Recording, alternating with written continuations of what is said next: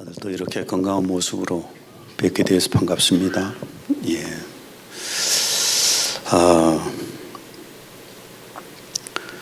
코로나 감염병이 벌써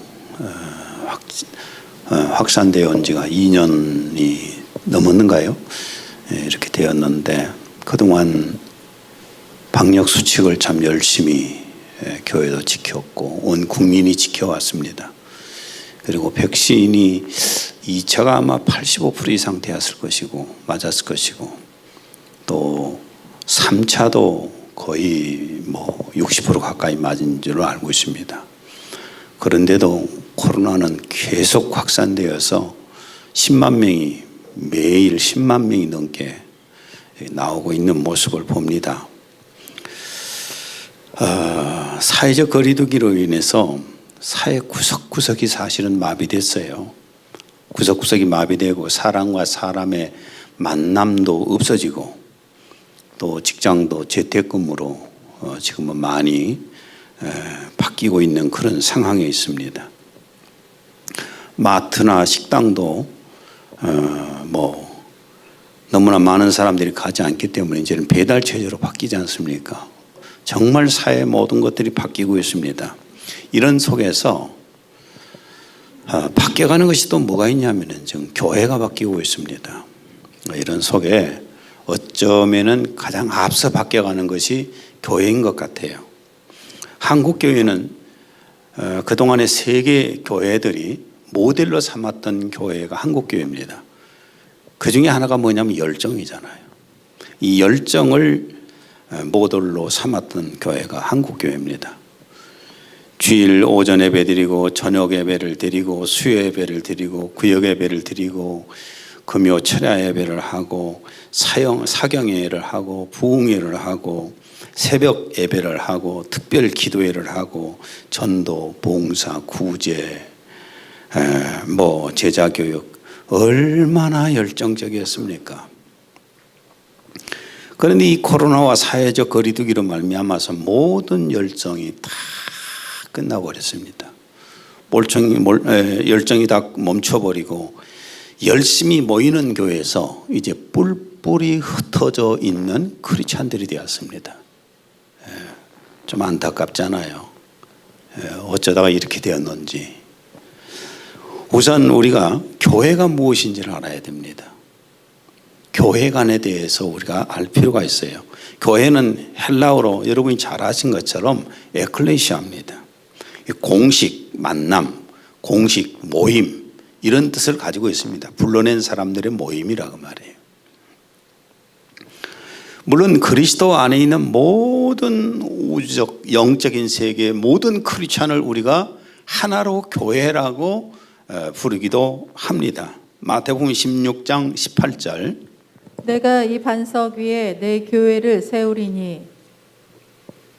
주님이 보실 때 이렇게 모든 구원받은 모든 사람들을 교회라고 하시기도 합니다. 그러나 우리가 잘 아셔야 될 것은 그리스도인들이 이 땅에 몸이 있는 동안에는 한 장소에 모이는 공동체를 교회라고 합니다.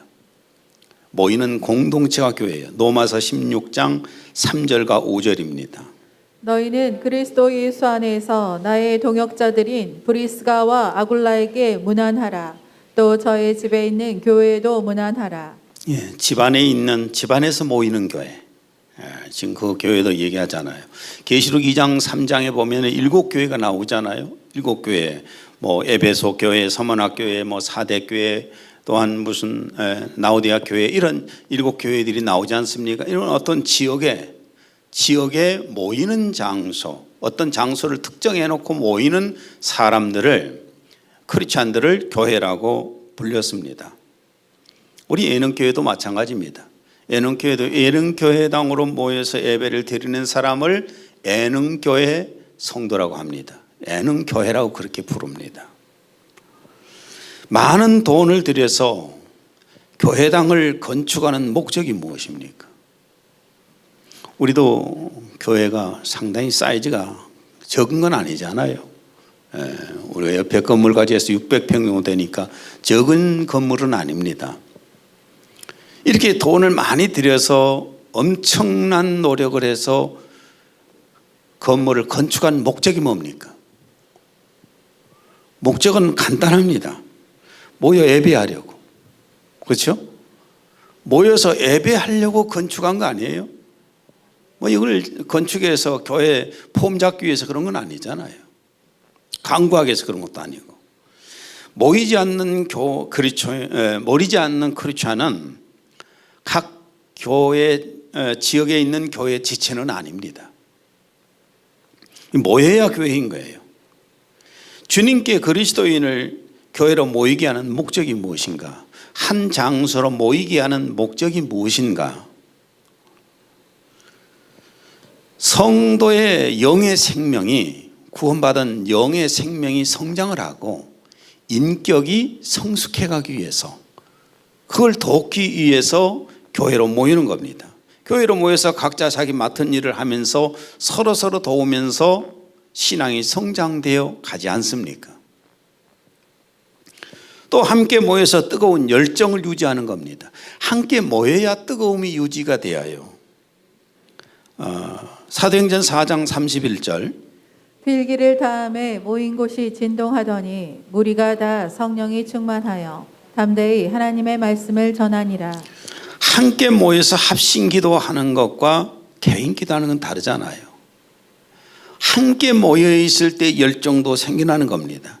여러분, 아무리 활활 불타는 장작불도 장작개비 하나씩을 뽑아내어서 별도로 놔두게 되면 금방 꺼져버립니다. 크리스찬들도 모임 속에 있을 때 열정이 생기는 것이지, 개별적으로 혼자 신앙생활 한다고 하고 있는 사람들은 다 열정이 식어버립니다. 그래서 우리는 교회로 모여야 하는 겁니다. 그리고 서로 모여서 그리스도의 몸인 공동체인 것을 확인합니다. 고린도전서 12장 27절, 이제 너희는 그리스도의 몸이요 개별적으로는 그 지체들이라. 우리가 모였을 때 한 공동체라는 것을 알잖아요. 교회로 모이지 않으면 이런 것을 모르게 되는 겁니다. 또 하나는 하나님 아버지 집에 가서 함께 살아야 할 형제들이라는 거예요. 우리가 아버지의 집에 가면 다 같이 함께 살아야 할 형제들이라는 것을 모임으로써 우리가 알게 되는 겁니다. 계시록 21장 3절, 보라, 하나님의 장막이 사람들과 함께 있음에 하나님이 그들과 함께 계시리니 그들은 하나님의 백성이 되고 하나님은 친히 그들과 함께 계셔서. 장차 이렇게 아버지의 집에서 같이 살아야 할 형제들이라는 거예요. 이런 것들을 알게 하는 것이 교회 모임입니다. 그런데 그리스도인들이 교회로 모이지 않는다면 어떻게 되겠습니까? 지금 수백만 명의 크리스찬들이 흩어져 있습니다. 교회로 모이지 않습니다. 그냥 각자 자기들 집에서 나름대로의 신앙생활 한다고들 하고 있습니다. 예수님께서 교회로 모이지 않는 이 크리스찬들의 모습을 볼 때 얼마나 마음 아파하시겠느냐 하는 생각이 들어요. 히브리서 10장 25절, 모이기를 패하는 어떤 사람들의 습관과 같이 하지 말고 오직 권하여 그날이 가까움을 볼수록 더욱 그리하자. 모이면 모일수록 뜨거워지는 것이고, 모이면 모일수록 신앙이 성장하는 것이고, 모이면 모일수록 공동체 의식을 갖게 되는 것이고, 모이면 모일수록 저 아버지의 집을 그리워하게 되는 겁니다. 그런데 모이지 않는다면 어찌 되겠습니까? 우리는 열심히 모여야 합니다. 아무리 모임을 못하게 가로막은다 할지라도 우리는 모여야 되는 겁니다. 교회로 모이는 첫째 목적이 뭐냐? 첫째 목적이 뭘까요? 하나님께 예배하는 거예요. 이건 너무나 잘 알잖아요. 하나님 앞에 예배하는 거죠. 이스라엘 백성들이 예루살렘 성전으로 모이는 목적이 뭡니까? 하나님께 예배하는 거잖아요. 열왕기상 8장 10절과 11절, 제사장이 성소에서 나올 때에 구름이 여호와의 성전에 가득하매 제사장이 그 구름으로 말미암아 능히 서서 섬기지 못하였으니 이는 여호와의 영광이 여호와의 성전에 가득함이었더라. 하나님의 성전에서 하나님께서 이스라엘 백성들을 만나 주시기 때문에 이스라엘 백성들은 그 하나님의 성전을 향해서 왔습니다. 그래서 하나님 앞에 예배를 드리면서 하나님을 만났고 하나님께서 주시는 복을 받아서 돌아가게 되었습니다. 성전에 모이는 것은 하나님을 만나서 하나님께 예배하는 거거든요. 그래서 이스라엘 백성들에게 성전은 삶의 중심입니다. 삶의 중심이고 마음의 고향이었습니다. 그것이 성전이에요. 그래서 늘 성전을 그리워하며 살았습니다. 시편 84편 1절, 2절, 10절을 읽습니다. 만군의 여호와여, 주의 장막이 어찌 그리 사랑스러운지요. 내 영혼이 여호와의 궁정을 사모하여 쇠약하며 내 마음과 육체가 살아계시는 하나님께 부르짖나이다. 주의 궁정에서의 한 날이 다른 곳에서의 첫날보다 나은즉 악인의 장막에 사는 것보다 내 하나님의 성전 문지기로 있는 것이 좋사오니. 이렇게 예루살렘 성전에서의 예배를 사모하고 그리워하고 기다리다가 절기가 되면 와서 하나님 앞에 예배를 드렸습니다. 이스라엘 백성들에게는 7대 절기가 있잖아요. 6월절이 있고 무교절이 있고 초실절이 있고 오순절이 있고 나팔절이 있고 속죄일이 있고 장막절이 있고, 그리고 매월 모이는 월삭이 있었고, 그리고 매주 모이는 안식일이 있었고, 이런 많은 모임들이 있었습니다. 하나님께 그동안에 감사의 예물로 이렇게 바치면서 하나님을 만나서 복을 받는 시간이었어요. 시편 96편 8절, 여호와의 이름에 합당한 영광을 그에게 돌릴지어다. 예물을 들고 그의 궁정에 들어갈지어다. 이스라엘 백성들이 하나님의 성전까지 오는 시간은요, 저쪽 위에 그 단이라고 하는 지역에서 예루살렘까지 올라오면 그 당시에 뭐 걷거나 나귀를 타거나 이렇게 하는데 얼마나 시간이 많이 걸렸겠어요. 지금이야 뭐 멀다고 해도 차 타면 금방 와버리지 않습니까? 그 먼 거리를 예배를 드렸는데, 이스라엘 백성들이 하나님 앞에 예배하는 7대 절기나 안식일 이런 시간들을 통해서 보면 1년 중에 약 25%를 예배하는 데 사용했습니다. 몇 프로예요?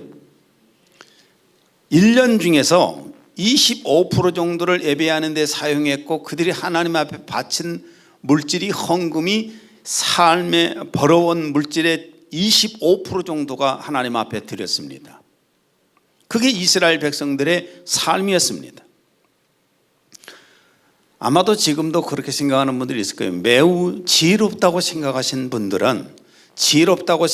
분들은 아마도 유태인들의 이런 물질관이나 이런 시간관은 굉장히 낭비한 사람들이 어리석은 사람들이라고 아마 생각할 수도 있을 것입니다.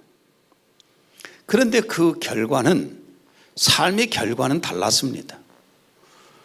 우리가 어떤 인간적인 합리적인 수치로 계산한다면 이스라엘 백성들은요, 유태인들은 가장 뒤떨어진 민족이라야 됩니다. 왜냐하면 시간 가운데 25%를 하나님 앞에 예배하는 데 바쳤고, 물질을 25%를 하나님 앞에 드려버렸으니 가장 뒤떨어진 민족이고 가장 가난하게 또 밥도 못 먹는 그런 민족으로 전락을 했을 거 아닙니까? 이게 우리가 상식 아니겠어요?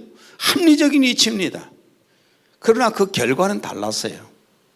유태인들이 지금도 마찬가지로 지금도 전 세계의 의학계, 과학계, 정치계, 경제계, 학계 모든 곳에 석권하고 있습니다. 장악하고 있어요. 유태인들이 경제권을 잡고 있습니다. 어떻게 25%를 하나님 앞에 시간을 드렸는데, 어떻게 물질을 25%를 드렸는데 최하민족이 되지 않고 가난한 민족이 되지 않고 세계 최상의 민족이 될 수가 있었느냐는 겁니다. 그 이유는 간단합니다. 하나님을 만나고 하나님께서 복 주셨기 때문에 가능했던 겁니다. 우리가 교회로 모여서 하나님 앞에 예배하는 첫째 목적이 무엇입니까? 23절을 읽습니다. 아버지께서는 자기에게 이렇게 예배하는 자들을 찾으시느니라. 우리가 왜 예배를 드립니까? 하나님을 만나려고요. 이 시간은 뭐 하는 시간이냐면 하나님 만나는 시간이에요. 예배를 드리는 목적이 거기에 있어요. 자꾸 예배가 타락되다 보니까 예배에 다른 얘기들이 막 나옵니다. 친교의 목적이 되고 무슨 뭐 위로가 되고 이런 쪽으로 생각한다면 그 교회, 그 예배는 이미 타락한 교회예요. 예배의 목적은 하나님을 만나기 위해서예요. 하나님께 예배를 드릴 때 그곳에 하나님께서 찾아오시기 때문에 그렇습니다. 사도행전 4장 31절. 필기를 다음에 모인 곳이 진동하더니 무리가 다 성령이 충만하여 성령으로 임재하시는 것을 그 당시에 느꼈습니다. 마태복음 18장 20절. 두세 사람이 내 이름으로 모인 곳에는 나도 그들 중에 있느니라. 주님이 오늘 이 자리에 계실까요? 안 계실까요? 주님이 이 자리에 계실까요? 안 계실까요? 눈으로 안 보이죠? 내 눈으로는 주님이 지금 안 보이죠? 예수님이 이 자리에 안 계시고 그냥 천사만 눈에 보여도 우리 정신 바짝 들이고 예배 드릴 거 아닙니까? 한 번도 안 빠져나갈 거예요. 근데 천사는 예수님 앞에 수종드는 자들이잖아요. 그 예수님이 이 자리에 계신다고 말씀하시거든요. 부활하신 몸으로 오시지 않고 영으로 오셔서 이 자리에 계신다는 겁니다. 오늘 이 자리에 지금 주님이 계시는 거예요. 계신 증거에 대해서 이 앞주에 제가 말씀을 드렸지 않습니까? 그래서 교회로 모여서 예배하는 곳에 열심히 함께 해야 되는 겁니다. 어떤 사람은 1년이면은 예배를 주일 오전 예배 드리고 오후 예배 드리고 수요 예배 드리고 금요 예배만 드려도 1년이면 200시간 이상을 예배를 드릴 겁니다. 그 다음에 새벽 예배까지 드린 사람들은 500시간 이상을 하나님 앞에 예배를 드릴 것입니다. 어떤 분들은 52주 1시간씩 예배 드리는 52시간도 예배를 못 드려가지고 헐떡헐떡 하지 않겠어요? 그렇죠? 그것도 못 드려서 하나님 앞에 도저히 아까워서 시간을 못 드리는 그런 사람들도 있어요. 이렇게 시간을 사용해서 하나님께 예배드리는 사람들이 과연 낭비할까요? 열심히 예배하는 사람들이 시간이 낭비하는 사람일까요? 아주 지혜롭지 못한 무능한 사람일까요? 누가복음 16장 8절을 읽습니다. 이 세상의 자녀들이 그들 세대에 있어서는 빛의 자녀들보다 더 현명하기 때문이라. 이 세상의 자녀들이 그들 세대에 있어서는 빛의 자녀들보다 하나님의 자녀들보다도 더 현명하고 지혜롭다는 겁니다. 세상적으로 볼 때 그렇게들 본다 그 말이에요. 저도 세상 출세한 사람들 많이 만나잖아요. 많이 만나보면 너무너무 똑똑합니다. 마치 신앙생활 열심히 하는 사람들은 어리석게 봅니다. 그런데 내세에 들어갈 때는 어떻게 달라질까요? 내세에 들어갈 때는 과연 어느 정도 차이가 날 수 있을까요? 여러분, 불신자하고 크리스찬의 차이는 누가복음 16장 22절 23절.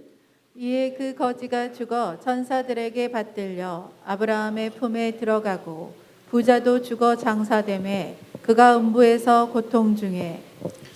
이 세상에 가장 낮은 데 있는 사람이 누구예요? 거지지요. 지금 하면 노숙자잖아요. 가장 낮은 데 비참하게 살고 있는 이 크리스찬, 나사로라고 하는 이 크리스찬과 세상에서 가장 성공한 재벌, 그 재벌이 둘이 살았는데 둘 다 죽었어요. 근데 나사로는 아브라함의 품에 낙원에 들어가 있었는데 이 부자는 죽어서 불꽃 가운데 떨어져서 음부 속에서 고통을 받는다고 했습니다. 이 세상에서는 우리가 겉에 가진 것만 보고 평가를 합니다. 그러나 주님이 보실 때는 그 영을 보셔요. 그 다음에 우리가 신앙생활을 하는 크리스찬들 가운데서도 다 똑같은 크리스찬으로 보이지만은 이 세상을 떠나갈 때는 달라집니다. 갈라디아서 6장 7절과 8절. 사람이 무엇으로 심든지 그대로 거두리라. 자기의 육체를 위하여 심는 자는 육체로부터 썩어질 것을 거두고 성령을 위하여 심는 자는 성령으로부터 영생을 거두리라. 오늘 와서 이 예배를 드린 것도 성령으로 심는 거잖아요. 육체의 쾌락을 누릴 수 있고 돈벌이를 나갈 수도 있고 바쁜 일을 할 수도 있고 동창회 모임에 갈 수도 있고 열심히 할 수도 있지만은 그거 제껴놓고 하나님 앞에서 예배드리는 시간이잖아요. 이 시간만큼은 그래도 하나님 앞에 기록되는 시간입니다. 우리가 하나님 앞에 예배드리는 자리는 어떤 시간도 빼가지고 와서 예배를 드리는 것이 맞습니다. 그것이 내 영혼에 엄청나게 많은 유익을 주는 겁니다. 근데 지금 우리 한국 교회는 최대의 위기를 맞이했잖아요. 최대의 위기입니다. 정부가 가장 먼저 감염병 예방법으로 통제를 한 것이 뭔가요? 교회 예배입니다. 세상이 정부는 교회 예배를 가장 먼저 통제하는 겁니다. 예배 못 드리게. 대면 예배 금지시켰잖아요. 지금은 대권 주자들 대선 선거운동을 해야 되니까 막 풀어야지요. 그래야만이 운동이 되지 않겠어요? 그러니까 지금은 예배 드리는데 별로 그렇게 터치를 안 합니다. 그러나 대면 예배 금지를 했잖아요. 기도는 소리 없이, 찬양도 소리 없이 온라인으로 예배해라. 명령으로 내렸어요. 이거를 부탁한 것이 아니라 아주 명령을 내렸습니다. 통제가 심할 때에는 여러분 잘 아시잖아요. 통제가 심할 때는 시청에서 나오고 구청에서 나오고 동사무소에서 나오고 경찰까지 왔잖아요. 이게 지금 한국 정부가 교회 예배 못 드리게끔 통제한 거예요. 법으로 명령을 내려서. 그런데 이거 정말 너무너무 심각한 게 제가요, 우리가 종종 가다 군사 정권이니 이런 얘기를 많이 하잖아요. 또 예전 50 시절이라든지 굉장히 탄압도 많이 했다고들 하잖아요. 근데 지금하고는 비교가 안 돼요. 지금이 훨씬 더 강하게 교회를 핍박하고 박해하고 예배를 통제합니다. 법으로. 난 지금도 기억나는 게 90년대 후반이었어요. 90년대 후반에 우리가 농성동에 있을 때에 남청년 총무과 청년이 우리 교회가 있었어요. 그 소식을 경찰이 알고 입수하고 경찰이 교회를 쫙 둘러쌌어요. 근데 예배를 드리고 있으니까 경찰이 전혀 교회당 입구 쪽으로 오지를 못했어요. 왜? 법 때문에. 법 때문에 교회당 입구를 들어오지 못했다고요. 그래서 밖에서 쫙 두르고 있었어요. 끝난 다음에 이제 다른 문으로 해서 이 청년은 도망가 버렸지만은 하여튼 그런 상황 속에서도 교회당 안으로 들어오지 못했습니다. 그러나 지금은 어떻습니까? 경찰이 여기까지 들어오잖아요. 예배 드리지 말라고. 나중에는 법을 만들어서 통제를 어느 정도까지 하려고 했냐면은 예배를 드리는 교회를 구속시키는 법안까지 통과시키려고 그랬어요. 대한민국 헌법대로 한다면은 이것은 종교의 자유를 통제하는 것입니다. 형법 제158조에 의해서 예배 해방죄가 되고 형법 제314조에 의해서 업무 방해죄가 되고 형법 제123조에 의해서 공무원 직권남용죄와 허위사실 유포죄가 됩니다. 그래서 예전 같으면은 민사 형사상의 처벌을 받아야 합니다. 근데 지금 박정희 정권 때도 안 했던 것들을 지금 교회에 그냥 막 우습게 봐버리고 예배를 방해하고, 현 정부와 여당은 감염병 예방 법률을 개정해서 감염병 예방법을 최고 상위법인 것처럼 그 법을 가지고 예배의 자유를 지금 통제해 버리잖아요. 그리고 대선이 이제 선거운동을 해야 되니까 풀어버리지 않습니까? 그런데도 한국 교회의 많은 지도자들이 하나님의 명령보다는 정부의 명령에 복종해서 교회당 문을 닫아버렸습니다. 교회당 문을 닫았잖아요. 교회로 모여서 예배하는 것만이 예배라고 생각했던 60대 이상의 크리스찬들은 큰 충격 속에 빠졌어요.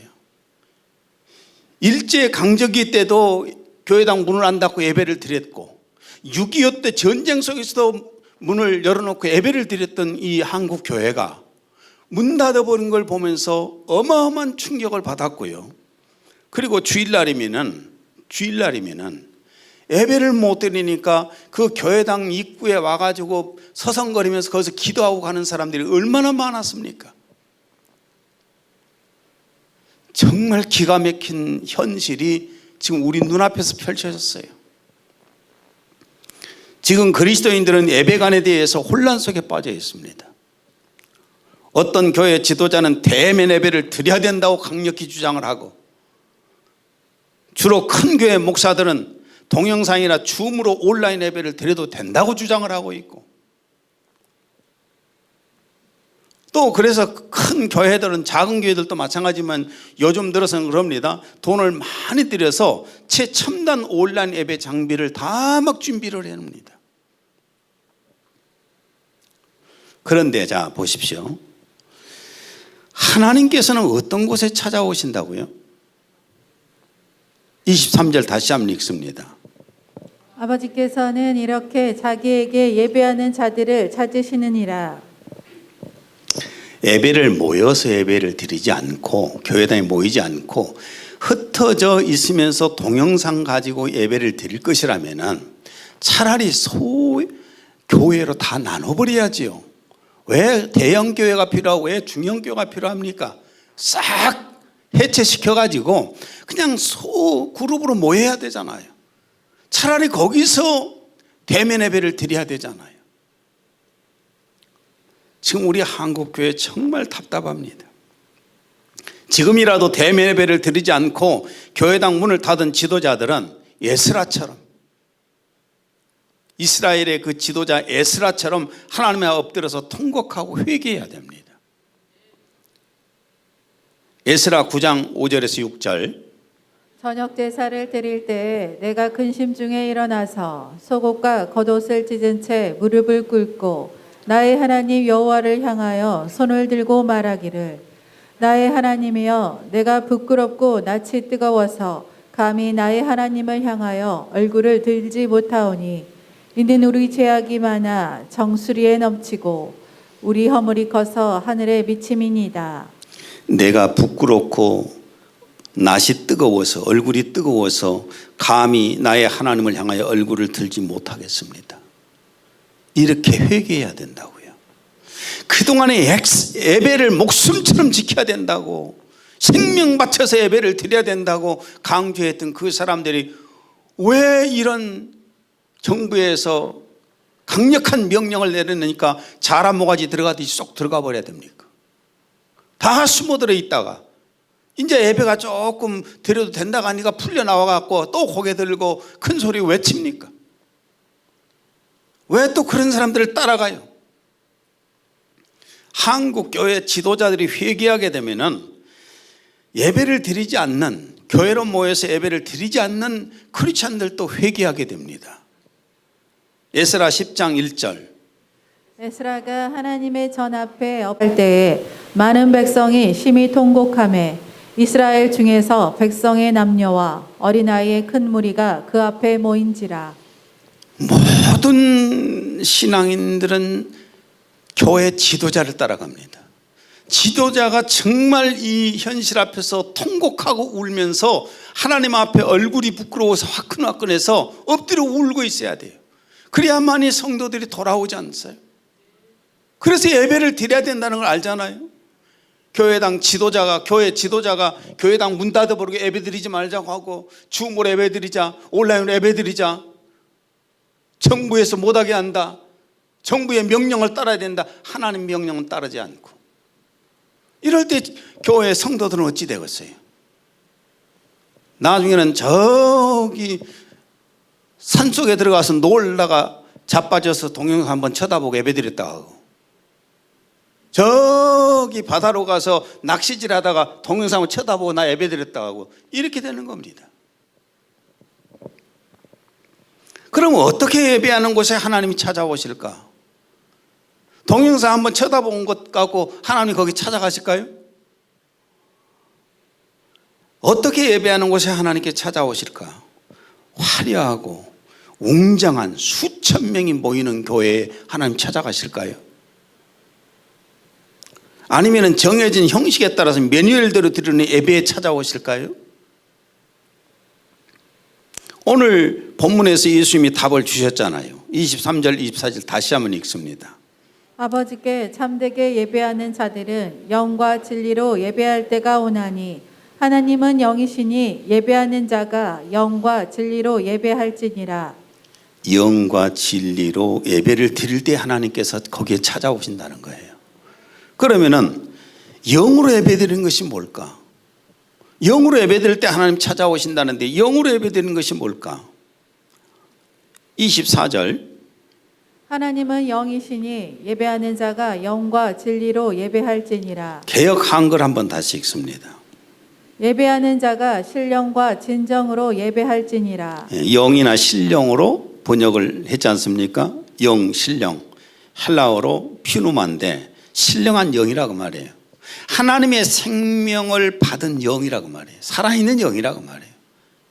회개하고 예수 그리스도를 믿어서 성령으로 말미암아서 하나님의 생명을 받은 살아있는 영, 산 영이 되어 있는 사람을 얘기하는 겁니다. 요한복음 3장 5절에서 6절. 사람이 물과 성령으로 태어나지 아니하면 하나님의 나라에 들어갈 수 없느니라. 육신으로 난 것은 육이요 또 성령으로 난 것은 영이니라. 내가 예수 그리스도를 믿고 성령이 내 안에 오셔서 내게 하나님의 생명을 주신 것을 거듭났다고 합니다. 산 영, 생명을 받은 영, 이런 사람만이 하나님 앞에 예배를 드릴 수가 있어요. 마가복음 12장 27절. 하나님은 죽은 자의 하나님이 아니요 산 자의 하나님이시니라. 아무리 죽은 사람들이 수만 명이 모여서 예배를 드려도 하나님은 그 자리에 오시지 않습니다. 남의 새끼들인데요.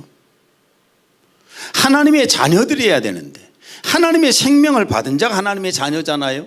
그 하나님의 자녀들, 생명을 받은 자녀들이 모여서 예배하는 곳에 하나님이 함께 하신다는 겁니다. 거기에 찾아오시는 거예요. 요즘은 부모들이 명절이 되면은 자식 찾아서 서울 올라가지 않습니까? 그런 세상에. 근데 부모님이 시간 여유가 있어서 올라갈 수도 있는 거 아니에요? 꼭 자식들이 내려와야 되는 건 아니지요. 하나님께서 자기 자식들이 모여 있는 곳에 오시는 거예요. 그러니까 우리가 하나님 앞에 예배를 드리는 사람들은 정말 그 영이 하나님의 생명을 받아서 겁난 사람들이어야 돼요. 이런 사람들만이 영으로 예배를 드릴 수가 있는 겁니다. 그 다음에 두 번째는 24절. 영과 진리로 예배할지니라. 개역 한글로 읽습니다. 신령과 진정으로 예배할지니라. 예, 진리, 진정으로 예배를 드릴 때 하나님 찾아오신다. 진리나 진정이란 말은 헬라어로 알레데이아인데 진리의 영을 말합니다. 진리의 영. 내가 진리의 영을 받았잖아요. 그렇죠? 우리가 형식적인 예배를 드리는 것이 아니라 진리에 의해, 영에 의해서 감동을 받아야 돼요. 성령으로 하나님의 은혜를 알고 하나님의 사랑을 깨달아서 감동받은 마음으로 하나님 앞에 예배할 때 그 자리에 주님이 찾아오신다는 거예요. 진리의 영이 누굽니까? 요한복음 14장 16절 17절. 내가 아버지께 구하겠으니 그가 또 다른 보혜사를 너희에게 주사 영원토록 너희와 함께 있게 하리니 그는 진리의 영이라. 우리의 예배를 드릴 때에 성령의 감동을 받아서 하나님께서 내게 베풀어 주신 그 은혜와 사랑을 내 마음속에 감동이 와야 돼요. 여러분, 부모님의 은혜와 사랑을 알아야 효도가 되잖아요. 근데 그걸 모르게 되면 억지잖아요. 하나님의 은혜와 사랑을 내 마음속에 감동을 오지 않는데 예배가 무슨 감격이 있겠습니까? 그냥 습관적으로 하는 것이지요. 아무런 감동도 없이 형식적으로 습관적으로 예배하는 것에 불과하지 않겠어요? 내 속에 하나님의 은혜와 사랑을 깨닫지 못한다면은. 그러니까 우리는 하나님 앞에 늘 그 은혜와 사랑을 감동할 수 있어야 돼요. 마태복음 22장 37절 예수께서 이르시되 내 마음을 다하고 목숨을 다하고 뜻을 다하여 주 너의 하나님을 사랑하라. 그냥 이렇게 와서 앉아만 있다고 간다고 해서 하나님이 그 사람을 찾아주시진 않아요.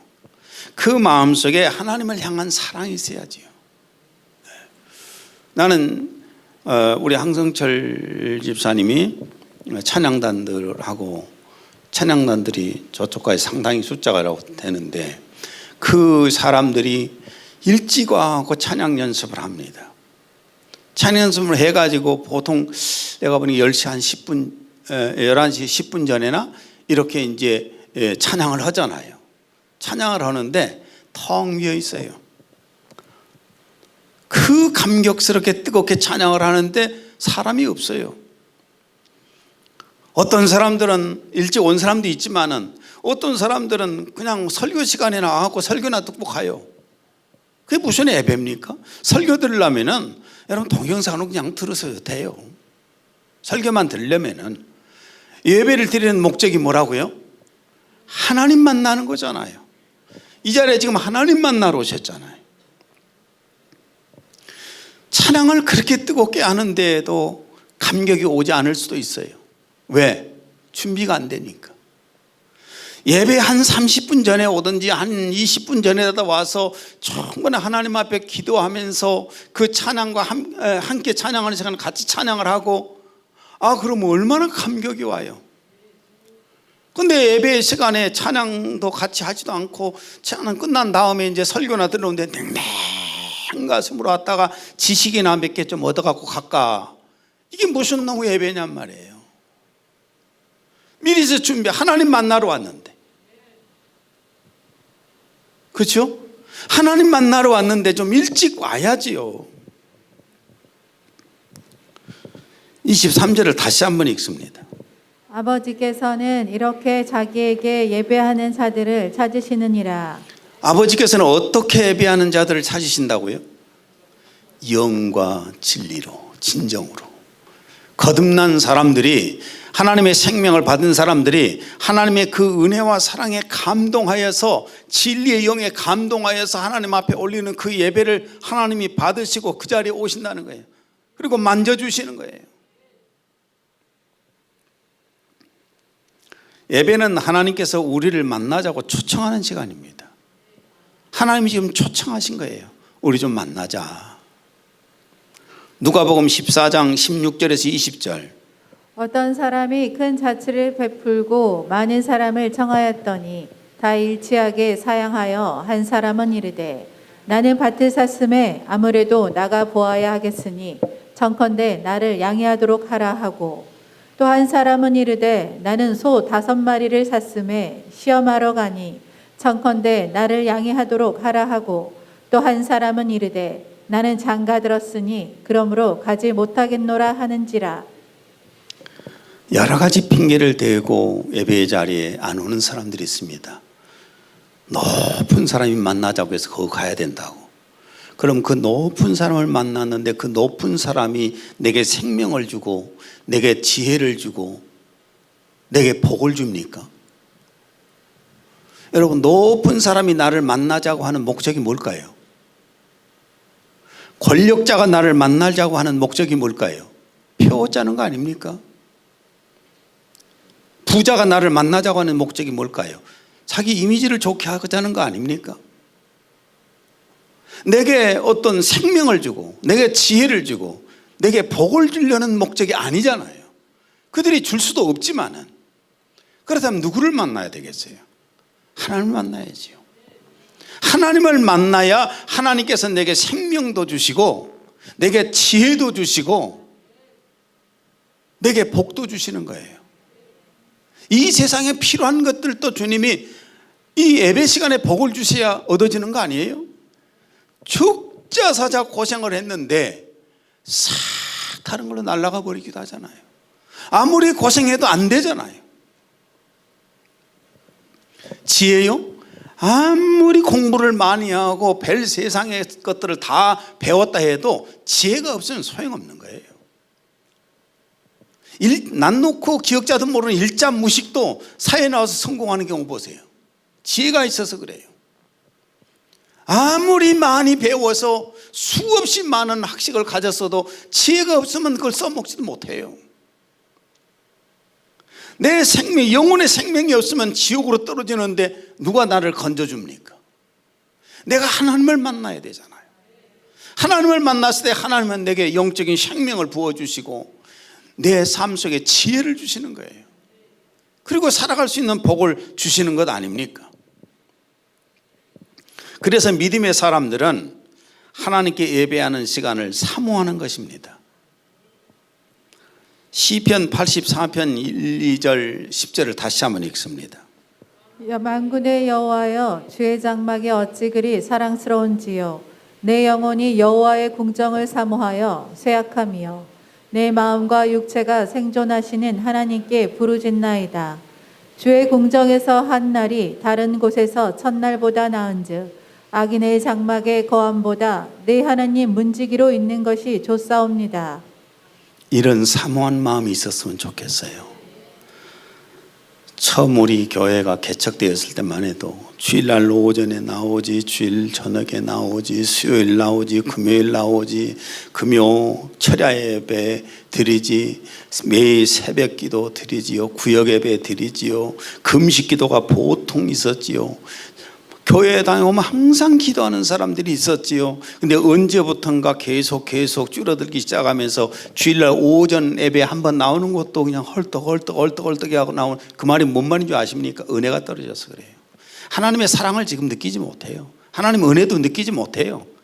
내가 괜히 시간 들여서 그 예배 드리는데 시간 쏟는다고, 내가 하나님 앞에 헌금하는데 내가 손해본다고 믿음이 떨어져서 그러는 거예요. 여러분, 우리는 예배하는데 열심히 해야 돼요. 그래야 하나님께서 내게 영적 생명도 주시고 건강도 주셔요. 어떤 일보다도 하나님께 예배가 먼저입니다. 하나님께서 찾아오시도록 영과 진리로 예배해야 되고 최선을 다해서 예배를 준비하십시오. 예배 드리기 위해서는 새벽부터 하나님 앞에 기도 먼저 하세요. 주일날이면 한 번도 기도도 안 하고 와서 예배당에 와서 앉아있다고 해서 예배입니까? 제가 아침에 기도를 안 해서 예배 전에 항상 와갖고 한 30분 전에 와서 기도하겠습니까? 아니에요. 내가 혼자 개인 기도할 때도 있지만은, 새벽에 예배를 하나님 기도를 하지만은, 주일날이면 예배 전에 어느 예배든지 마찬가지 먼저 와서 예배 기도를 하는 것은 그 자리에 하나님께 찾아오시도록, 그 자리에 오셔서 한 사람 한 사람 만져주시도록. 그러는데 막상 나는 그렇게 기도하는데 하나님의 자녀들은 늦게 와가지고 그냥 하나님 만나고 안 만나고 관심도 없어, 그냥 고개만 한번 이렇게 내밀고 그냥 가는 거예요. 그게 무슨 예배예요? 예배를 통해서 우리가 정말 하나님을 만나야 돼요. 하나님이 주신 것도 누려야 돼요. 내가 1000시간을 노력한 것보다 하나님이 1분만 내게 복을 주시면 그게 더 나아요. 난 여러분의 삶 가운데 예배가 최고로 귀중하게 생각이 들고 예배의 장소를 사모하는 여러분이 되었으면 좋겠습니다. 기도합니다. 하나님 아버지, 오늘은 우리의 예배를 드리는 첫째 목적에 대해서 말씀을 전했습니다. 우리가 이렇게 예배를 드리는 것은 하나님을 만나기 위함입니다. 하나님 아버지, 우리 주 예수 그리스도께서 이 자리에 와 계신 줄 압니다. 보혜사 성령님께서 이 자리에 와 계신 줄 압니다. 우리는 주님을 만나기를 원합니다. 주님을 만나서 주님 앞에 우리가 예배를 올리고 주님이 주신 것들을 받아 누리기를 원합니다. 우리의 예배가 영과 진리로 예배할 수 있도록 해주시고 우리의 예배 장소에 늘 찾아주시옵소서. 예수님 이름으로 기도했습니다. 아멘.